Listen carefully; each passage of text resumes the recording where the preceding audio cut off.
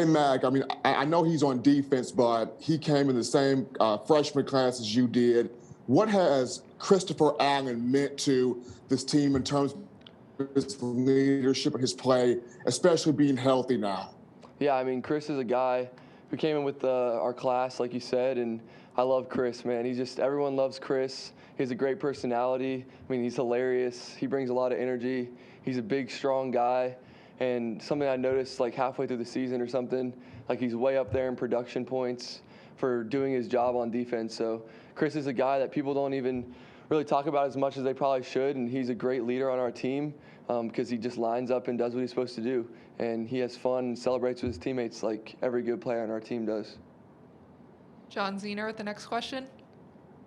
Hey, Mac, I had two questions. One, I asked DeVonta to make a case for why you deserve the Heisman. Why in your mind would DeVonta deserve it, be worthy of it?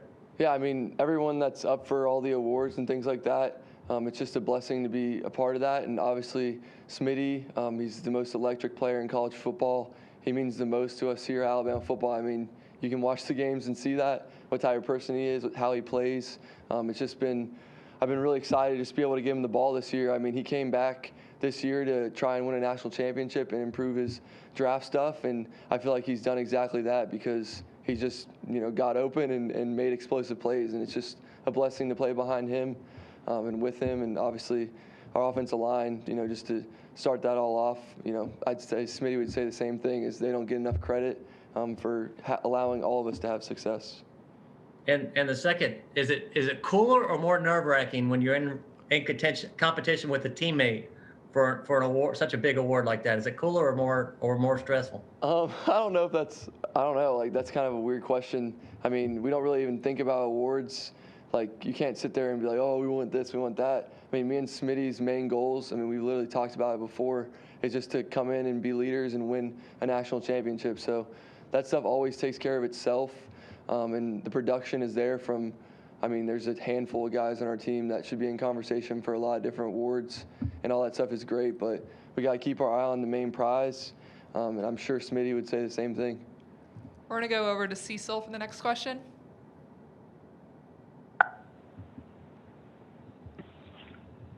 Mac, hey, this is Cecil Hurt. How are you? Hey, how's it going? Great. This is a little bit not quite to Notre Dame yet, but how are you going to celebrate Christmas, and how cautious are you guys over this little mini break that you've got? Yeah, I mean, we're really thankful that Coach Saban's kind of allowing us to go home.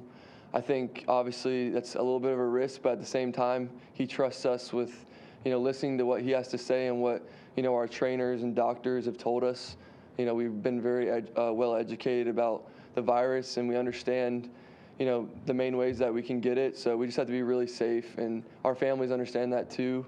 And it's just a big shout out to all the families that have done a good job this year and tried to protect their bubble, and coming to the games. And I don't know, I just use my family as a great example of just wearing their masks all the time and coming to the games and still supporting us, but they're really watching what they do. So that's a big part of it. All right, thank you, Cecil. Over to Michael Casagrande.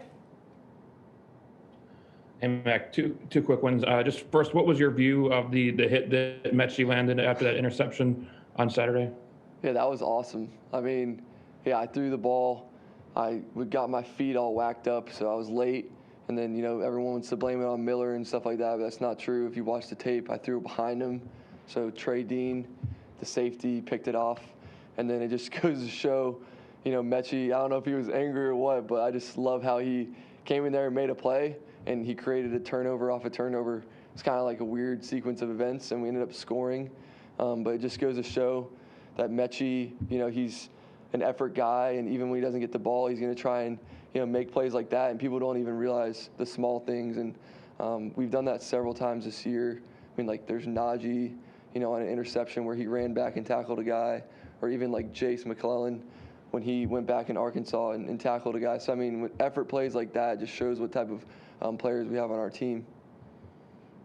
And second, what all the questions you guys are getting about Heisman stuff, is there a more creative way anyone's asked you, or is there a frustration to hearing the questions all the time about Heisman?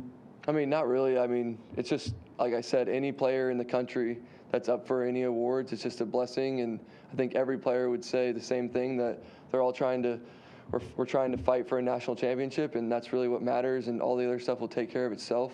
I feel like like I said, we have great players on our team, have put themselves in a great position for all the awards and stuff, but you really can't focus on that. Chris Heidel with the next question. Hey, Matt, thanks for taking my my question. How do you like zone out all the talk during the week saying you're the Heisman Trophy front runner? How do you get yourself focused on just on the game?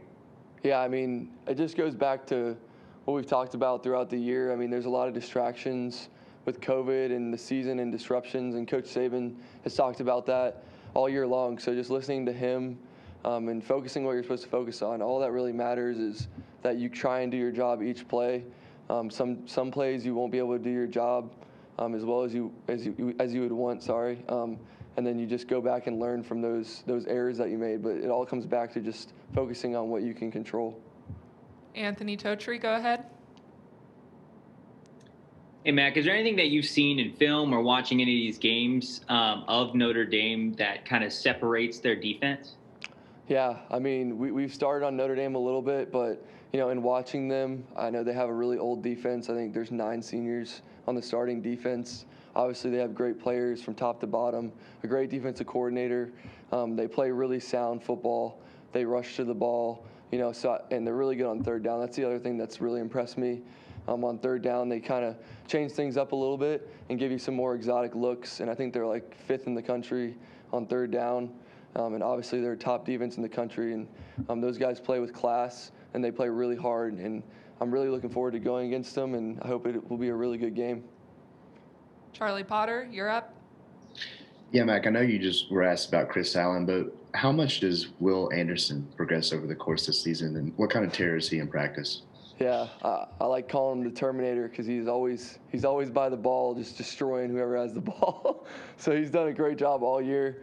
I saw it early on. He can pass rush really well. He can run stop really well. So he just does his job. And for a freshman to do that and come in and just work his tail off, it's, you know, a lot of respect to a guy like that. I mean, he's a quiet guy that just puts his head down and goes to work, and he brings a lot of energy. When he makes plays, you can see him celebrating, and obviously the defensive guys love him, the offensive guys love him. So he's definitely a great addition to our team this year, and I'm just looking forward to watching him get even better as time goes on. Edwin Stanton with the next question. Hey, Mac. Can you just tell me a little bit about what it was like seeing Landon go down in the SEC championship game, and how difficult was that watching, you know, a really close teammate after the season? And how's that, affect y'all going forward? Yeah, I mean, that hurt really bad, honestly. Like, Landon is one of my best friends.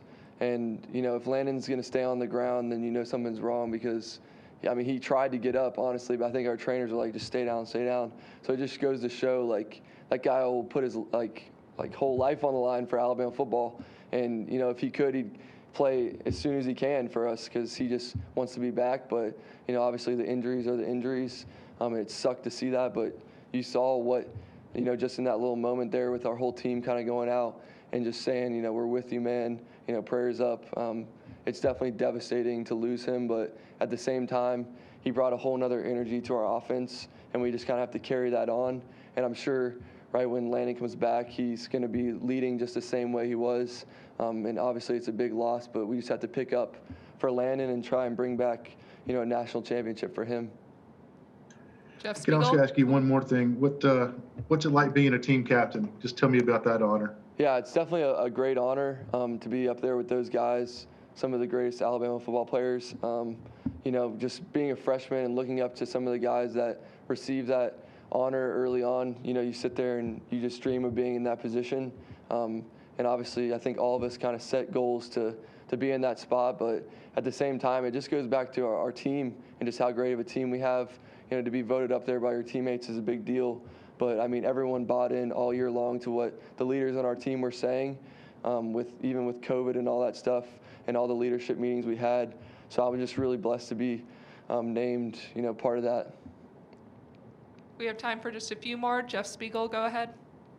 Mac, we've heard several coaches take on this, but as a player, how did you feel when you saw Ohio State in the top four, having only played 6 games, and does that give them an unfair advantage in the playoff, do you think? No, I mean, I can't really answer that for you. I mean, Ohio State is a great team. They're undefeated, and they played well all year long, so I don't make those choices. And I think the teams that are in the playoff are great teams, and we're just looking forward to seeing, 2 great games, and hopefully just us moving on and focusing on Notre Dame. Tony Sakalas, over to you. Mac, at the beginning of the season, you said that this team has the chance to be the best team ever if they were able to navigate a all SEC schedule. Do you feel like this team is, if it gets its business carried out the next 2 games, can be the best team ever? Yeah, I mean, we got 1 game to focus on, and we've made great progress throughout the year. But I mean, if you look back on it, we're right where we want to be, and we can't overlook the opportunity that we have, and that's playing against a really good football team in Notre Dame, one of the greatest college football programs of all time. So it's just great, 2 great programs going against each other, and that's all we can really focus on. And this will be the final question with Mike Rodak. Yeah, Matt, can you ever remember a tight end like Jaleel returning kicks like he's doing now? And just what about him makes him a good kick returner and a good tight end? Yeah, I love Jaleel. He works hard.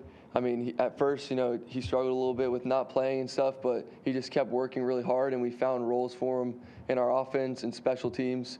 But I think it just goes to show that he's just a great talent, and he's learned from his mistakes and learned the playbook really well, and I can trust him. Now it's like, boom, he knows where to line up, knows exactly what he's going to do, and he's out there just playing football and having fun. So I'm glad that Jaleel is where he is right now, and he's just going to keep getting better and working really hard.